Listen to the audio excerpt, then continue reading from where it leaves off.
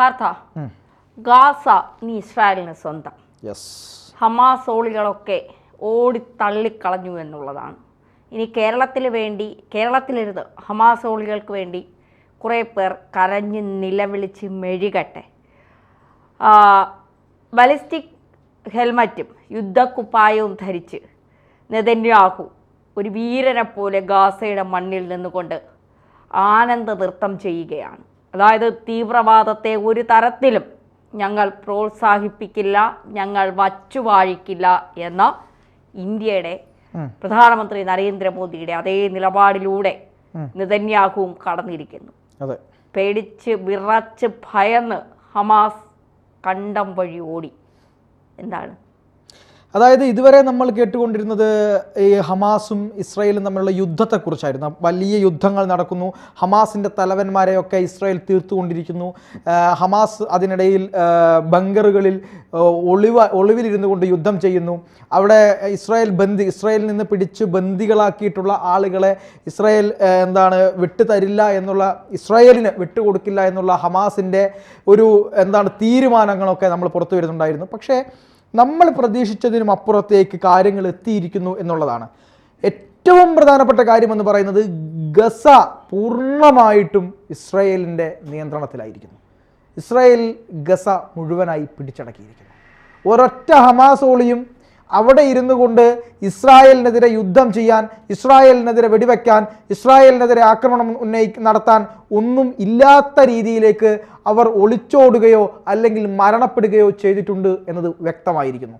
കാരണം ഇസ്രായേലിൻ്റെ പ്രധാനമന്ത്രി ബെഞ്ചമിൻ നെതന്യാഹു ഇതുവരെ ഏറ്റവും വലിയ ഭീകരർ ഒളിച്ചു നിന്നുകൊണ്ട് യുദ്ധം നടത്തിയ സ്ഥലത്തേക്ക് യുദ്ധവിമാനത്തിൽ പറന്നിറങ്ങിയിരിക്കുന്നു. അങ്ങനെ പറന്നിറങ്ങി ധന്യ പറഞ്ഞതുപോലെ ബലിസ്റ്റിക് ഹെൽമെറ്റും അതുപോലെ തന്നെ ഈ യുദ്ധക്കോട്ടുകളും ഡ്രസ്സുമൊക്കെ ഇട്ട് സുരക്ഷിതമായി തൻ്റെ പ്രതിരോധ മന്ത്രിയെയും തൻ്റെ പട്ടാള മേധാവിയെയും ഒപ്പം ചേർത്തുകൊണ്ട് തൻ്റെ സൈന്യത്തിന് അടുത്തേക്ക് വന്ന് ഗസ മുഴുവൻ സന്ദർശിക്കുകയാണ്. ആ സന്ദർശനത്തിൻ്റെ അർത്ഥമെന്ന് പറയുന്നത് ചില്ലറയൊന്നുമല്ല. ഗസ ഞങ്ങൾ പൂർണ്ണമായും കീഴടക്കിയിരിക്കുന്നുവെന്ന് ലോകത്തിന് വലിയ സൂചന കൊടുക്കുകയാണ് നെതന്യാഹു ചെയ്തിട്ടുള്ളത്. ട്രംപ് അധികാരത്തിൽ വരുന്നതിന് മുമ്പ് ട്രംപ് ഒരു കാര്യം പറഞ്ഞിരുന്നു. അധികാരത്തിന് വരുന്നതിന് മുമ്പല്ല, അദ്ദേഹം തിരഞ്ഞെടുപ്പിൽ വിജയിച്ചതിന് ശേഷം അദ്ദേഹം പറഞ്ഞിരുന്നു, താൻ തിരഞ്ഞെടുപ്പിന് വിജയിച്ചു, ഇനി താൻ അധികാരത്തിൽ വരുന്നതിന് മുമ്പ് നിങ്ങൾ ഗസയിലേക്ക് ഇറങ്ങി ഗസയിലെ മുഴുവൻ ഇസ്രായേൽ ബന്ദികളെയും കണ്ടെത്തിയിരിക്കണം. നിങ്ങൾ ആ ഗസ എന്ന് പറയുന്ന വിഷയം നമുക്കവിടെ താൻ അധികാരത്തിലേറുന്നതിന് മുമ്പ് തന്നെ നിങ്ങൾ അവസാനിപ്പിക്കണം, ബാക്കി വിഷയങ്ങളൊക്കെ നമുക്ക് നേരിടാമെന്ന് പറഞ്ഞിരുന്നു. അതിൻ്റെ ചുവട് പിടിച്ചുകൊണ്ട് ഇസ്രായേലിന് കൃത്യമായ ചില പ്ലാനുകൾ ഉണ്ടായിരുന്നു. ആ പ്ലാൻ നടപ്പിലാക്കാൻ വേണ്ടി ഇസ്രായേലിൻ്റെ പ്രധാനമന്ത്രി തന്നെ ഗസയിലിറങ്ങി അവിടുത്തെ ഇസ്രായേലിൻ്റെ സൈനികർക്ക് വളരെ ശക്തമായ നിലയിലുള്ള പിന്തുണ ഈ നെതന്യാഹു കൊടുത്തിരിക്കുന്നു. നെതന്യാഹുവിൻ്റെ നേരിട്ടുള്ള വരവ് സൈന്യത്തിന് പകർന്നത് ചില്ലറ ആത്മവീര്യമല്ല എന്നുള്ളതാണ് റിപ്പോർട്ടുകൾ പുറത്തു വരുന്നത്. അതല്ലെങ്കിലും അങ്ങനെ തന്നെയാണ്. നമ്മുടെ പ്രധാനമന്ത്രി നരേന്ദ്രമോദിയൊക്കെ കശ്മീരിലും അരുണാചൽ പ്രദേശിലും ഒക്കെ പോയി എല്ലാ ദീപാവലിക്കും സൈനികരോടൊപ്പം അവർ ചെലവഴിക്കുന്നുണ്ട്. മറ്റ് ഇന്ത്യയിലെ ഏത് പ്രധാനമന്ത്രി പോയി ചെലവഴിച്ചിട്ടുണ്ട്? ഇതുവരെ 10 കൊല്ലത്തിനിടയ്ക്ക് നമ്മുടെ ഈ നരേന്ദ്രമോദി മാത്രമാണ് ഇത്രയും തവണ ജവാന്മാർക്കൊപ്പം ആഘോഷങ്ങളിൽ പങ്കെടുത്തിട്ടുള്ളത്. അപ്പോൾ അത് അവർക്ക് കൊടുക്കുന്ന ആത്മവീര്യം ചില്ലറയല്ല, അത് വളരെ കരുത്തുറ്റ ആത്മവീര്യമാണ്. താനൊപ്പമുണ്ട്, നിങ്ങൾക്കെന്തും ചെയ്യാം എന്നുള്ള ഒരു വ്യക്തമായ സന്ദേശം, രാജ്യമൊപ്പമുണ്ട് എന്നുള്ള സന്ദേശം അവർക്ക് കൊടുക്കുകയും അവരുടെ ആത്മവിശ്വാസം വർദ്ധിപ്പിക്കുകയും ചെയ്യുന്നതാണ്. അതുപോലെ തന്നെ ഈ ബെഞ്ചമിൻ നെതന്യാഹുവും ചെയ്തിരിക്കുന്നു എന്നുള്ളതാണ്. യഥാർത്ഥത്തിൽ ഹമാസ് യഹിയ സിൻവർ എന്ന് പറയുന്ന ഹമാസിൻ്റെ നേതാവിനെ, ഹമാസിൻ്റെ തലവനെ ഇസ്രായേൽ വധിക്കുന്നു. അങ്ങനെ യഹിയ സിൻവറെ വധിച്ചതോടുകൂടി ഈ ഹമാസിൻ്റെ ശക്തി പൂർണ്ണമായും പരാജയപ്പെടുന്ന രീതിയിലേക്ക്, ചിതറിപ്പോകുന്ന രീതിയിലേക്ക് കാര്യങ്ങളെ കൊണ്ടുവന്നെത്തിക്കുന്നു. അവർ വലിയ ബങ്കറുകൾ ഉണ്ടാക്കി ആ ബങ്കറുകളിൽ ഒളിച്ചിരിക്കുകയും ആശുപത്രിയിൽ നിന്ന്, അതായത് പാലസ്തീൻ എന്ന് പറയുന്ന ഒരു രാജ്യത്തെ പാവപ്പെട്ട മനുഷ്യരുടെ നിരായുധരായ സാധാരണക്കാരായ ഏറ്റവും സാധാരണയായി അവിടെ അള്ളാഹുവിൽ വിശ്വസിച്ച് ഇസ്ലാമിക മതത്തിൽ വിശ്വസിച്ച് ഒരു തീവ്രവാദവും ഇല്ലാത്ത തങ്ങൾക്ക് ജീവിച്ചാൽ മതി എന്ന് പറഞ്ഞ് ജീവിക്കുന്ന ആളുകൾക്കിടയിലേക്ക്, അവരുടെ ആശുപത്രിക്കിടയിലേക്ക് കയറിക്കൊണ്ട് അവിടെ ഒളിച്ചിരുന്നു കൊണ്ട് യുദ്ധം ചെയ്യുന്ന ഹമാസ് തീവ്രവാദികൾ, അവിടെ മനസ്സില്ലാ മനസ്സോടുകൂടിയാണെങ്കിലും ആ ആശുപത്രിയിലേക്ക് ബോംബിടേണ്ടി വരുന്ന ഇസ്രായേലിൻ്റെ അവസ്ഥ, അവിടെ പൊട്ടിക്കരയുന്ന കുഞ്ഞുങ്ങൾ, രക്തമൊലിപ്പിച്ചുകൊണ്ട് നിലവിളിക്കുന്ന കുഞ്ഞുങ്ങൾ, ഭക്ഷണം കിട്ടാതെ കരയുന്ന കുഞ്ഞുങ്ങൾ, ഒരു കുപ്പി വെള്ളം കൊടുത്തുകൊണ്ട് ഒരു കുട്ടിക്ക് കൊടുക്കുമ്പോൾ തങ്ങളുടെ അച്ഛനും അമ്മയും എവിടെയാണെന്നറിയാതെ പകച്ചു നിൽക്കുന്ന ആ കുട്ടിയുടെ കണ്ണുകളിൽ നിന്ന് സന്തോഷവും അതുപോലെ തന്നെ ഒരേ സമയം കണ്ണുനീരും വരുന്നത് വളരെ സങ്കടത്തോടെ കണ്ടു നിൽക്കേണ്ട ഒരു അവസ്ഥയുണ്ട്. ഇതിൻ്റെ എല്ലാം പുറകിൽ ഈ ഹമാസ് തീവ്രവാദത്തിൻ്റെ, ഇസ്ലാമിന് വേണ്ടി നിങ്ങൾ എന്തെങ്കിലും ചെയ്യുന്നുണ്ടെങ്കിൽ അത് പാവപ്പെട്ട ഇസ്ലാം സഹോദരങ്ങൾക്ക് വേണ്ടി ചെയ്യൂ. നിങ്ങൾ അള്ളാഹുവിന് വേണ്ടി ഇങ്ങനെ തീവ്രവാദം നടത്തി ഇസ്ലാമികമായ ആളുകളെ തന്നെ കൊന്നൊടുക്കുന്നത് എന്തിനാണ് എന്ന ചോദ്യം ലോകത്തിൻ്റെ പല ഭാഗത്തു നിന്നും ഉയർന്നു വന്നു എന്നുള്ളതാണ്. ഈ പറയുന്നത് പോലെ ഈ യഹ്യാ സിൻവറെ വധിച്ചതിന് ശേഷം ഹമാസിൻ്റെ ആളുകൾ നേരെ പോയത് ഖത്തറിലേക്കാണ്. ഖത്തർ അവർക്ക് അവിടെ അഭയം കൊടുത്തു. അവർക്ക് അവരുടെ നയതന്ത്ര കാര്യാലയത്തിൽ അവർ ഇരുന്നു കൊണ്ട് പിന്നീട് കാര്യങ്ങൾ നീക്കി. ഇവിടെ പാവപ്പെട്ട ഈ ഹമാസ് പടയാളികൾ അള്ളാഹുവിൻ്റെ സമക്ഷത്തിലേക്ക് പോകാൻ നിൽക്കുന്ന ഹമാസ് പടയാളികൾ അവിടെ നിന്ന് യുദ്ധം ചെയ്യുകയാണ്. പക്ഷേ അമേരിക്ക കർശനമായ നിലപാടെടുത്തു. സമ്മർദ്ദം ചെലുത്തി ഒരൊറ്റ എണ്ണത്തിന് അവിടെ വച്ചു പൊറപ്പിച്ചാൽ ആ രാജ്യത്തിലേക്കുള്ള സാമ്പത്തിക സഹായവും ആയുധ സഹായങ്ങളും ഞങ്ങൾ നിർത്തുമെന്ന് ഭയന്നുകൊണ്ട് ഖത്തർ നിലപാട് സ്വീകരിച്ചു. പെട്ടെന്ന് തന്നെ ഇവിടം വിട്ടോ, ഇവിടെ നിന്ന് ഇരുന്നിട്ട് ഞങ്ങൾക്ക് പണി വാങ്ങാൻ പറ്റില്ല, അവസാനം നിക്കക്കളില്ലാതെ ഓടേണ്ടി വന്നു ഹമാസിന്. പിന്നീട് ഹമാസ് പോയത് തുർക്കിയിലേക്കാണ്. തുർക്കിയാണ് അവർക്ക് പിന്നീട് അഭയം കൊടുത്തത്. അതായത് തുർക്കിയുമായി ബന്ധപ്പെട്ട് ഇസ്രായേൽ തുർക്കി ബന്ധം വഷളായിരുന്നു. അവരുടെ വ്യോമപാത ഇസ്രായേലിന് തുറന്നു കൊടുക്കാത്ത വിഷയം ഉണ്ടായിരുന്നു. എർദോഗൻ വളരെ കൃത്യമായി ചില കളികളൊക്കെ കളിച്ചു.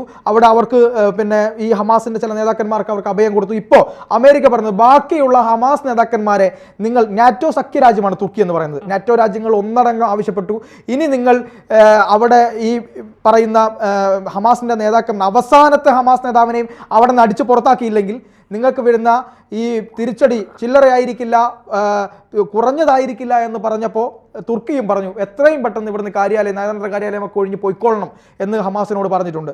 എന്തായാലും ബന്ദികൾക്ക് 50 ലക്ഷം രൂപ ബന്ദികളെ വിട്ടുകൊടുക്കുന്നവർക്ക് അങ്ങനെ എന്തോ ഒരു ഓഫറും കൂടെ വെച്ചിട്ടുണ്ട്. അതായത് ബന്ദികളെ കണ്ടെത്താൻ സഹായിക്കുന്നവർക്ക് 50 ലക്ഷം രൂപ അദ്ദേഹം പ്രഖ്യാപിച്ചിട്ടുണ്ട്. അത് വലിയ കാര്യം തന്നെയാണ്. മാത്രമല്ല അദ്ദേഹം പറയുന്നുണ്ട് ഇനി ഗസാ മുനമ്പിൽ ഒരു ഭരണാധികാരം അല്ലെങ്കിൽ ഒരു ഭരണകൂടം വരികയാണെങ്കിൽ തീവ്രവാദത്തിനിടമില്ലാത്ത ഒരു ഭരണകൂടം ഗസയിൽ വരും. അവിടെ പലസ്തീനുമായി ബന്ധപ്പെട്ട രാജ്യത്തിൻ്റെ വിഷയങ്ങൾ എന്തൊക്കെയാണെന്ന് നമുക്കറിയില്ല, എങ്ങനെയാണ് അത് കൈകാര്യം ചെയ്യാമെന്ന് അറിയില്ല. ഗസ ഇനി ഇസ്രായേൽ വിട്ടുകൊടുക്കുമോ അതും അറിയില്ല.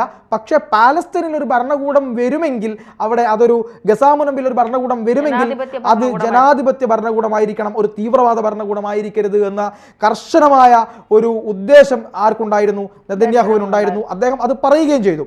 ഇപ്പോൾ ട്രംപ് അധികാരത്തിൽ വന്നതോടുകൂടി ഈ പറയുന്ന ഇറാനും അതുപോലെ തന്നെ ലെബനനിലെ ഹൂത്തികളും ഒക്കെ ഒന്ന് വിറച്ചിട്ടുണ്ട്. അവർക്ക് കൂടുതൽ കാര്യങ്ങൾ ചെയ്യാൻ കഴിയില്ല എന്ന രീതിയിലേക്കായിരിക്കുന്നു. ഇറാന്റെ പല ആണവ പരീക്ഷണം നടത്തുന്ന സ്ഥാപനങ്ങളെയും മറ്റ് ബുദ്ധിമുട്ടുകൾ, അതായത് അവർക്ക് ബുദ്ധിമുട്ട് സൃഷ്ടിക്കുന്ന തരത്തിലുള്ള പല ഇടപെടലുകളും ഇസ്രായേൽ അവിടെ നടത്തി അവരും ആഘാതത്തിൽ നിൽക്കുകയാണ്. ലെബനനിലെ പല സ്ഥലങ്ങളിലും ഈ പേജർ പൊട്ടിത്തെറിച്ചുകൊണ്ട് ഒരു ടോയ്ലറ്റിൽ പോലും പോകാത്ത അവസ്ഥയിലേക്ക് ഇസ്രായേൽ അവരെ കൊണ്ടുവന്നെത്തിച്ചു. എന്ത് തന്നെയായാലും വലിയ യുദ്ധത്തിനൊടുവിൽ സമാധാനത്തിൻ്റെ പുലരികൾ ഉണ്ടാകുന്നു എന്നുള്ളത് തന്നെയാണ് നമ്മൾ കാണേണ്ടത്. ഇവിടെ ഇസ്രായേൽ ഒടുവിൽ പൂർണ്ണമായും ഹമാസിൻ്റെ നെഞ്ചത്ത് ചവിട്ടി ഹമാസിനെ തകർത്തെറിഞ്ഞുകൊണ്ട് ഹമാസിൻ്റെ തീവ്രവാദത്തെ ഇനി ഒരു കാരണവശാലും അനുവദിക്കില്ല എന്ന ഉറച്ച തീരുമാനമെടുത്തുകൊണ്ട് ഈ പറയുന്ന പ്രധാനമന്ത്രി നെതന്യാഹുവിൻ്റെ ഉറച്ച തീരുമാനം ഇവിടെ ഫലം കണ്ടിരിക്കുന്നു. ഇനി ഹമാസിന് വേണ്ടി പുതിയ പടയാളികളെ ഉണ്ടാക്കാൻ കേരളത്തിൽ നിന്ന് കുറച്ച് ആളുകളൊക്കെ ഇറങ്ങി പുറപ്പെട്ട് അവിടെ പോയി കുറച്ച് പടയാളികളെ ഉണ്ടാക്കിയാൽ മാത്രമേ ഹമാസിന് രക്ഷയുള്ളൂ, മറ്റൊരു രാജ്യവും പോകുമെന്ന് എനിക്ക് തോന്നുന്നില്ല. എന്തായാലും പാർത്ത ബെഞ്ചമിൻ നെതന്യാഹു കൃത്യമായ നിലപാട് സ്വീകരിച്ചിരിക്കുന്നു. തുടക്കം മുതൽ അദ്ദേഹം പറയുന്നത് എന്താണ്?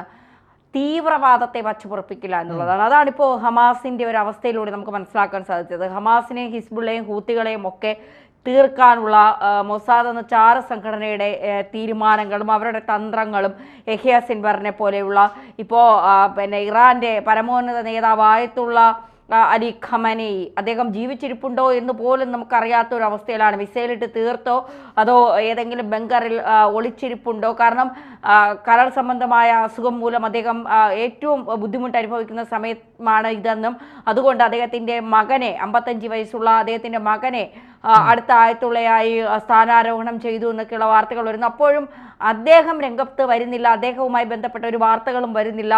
അദ്ദേഹം പൊതുവേദികളിൽ 5 വർഷത്തിന് ശേഷം ഒരു പള്ളിയിൽ തോക്ക് പിടിച്ച് അതും സെറ്റിട്ടതാണെന്നൊക്കെ പറയുന്നുണ്ട്. അതും എത്രത്തോളം സത്യമാണ് എന്ന് നമുക്കറിയില്ല.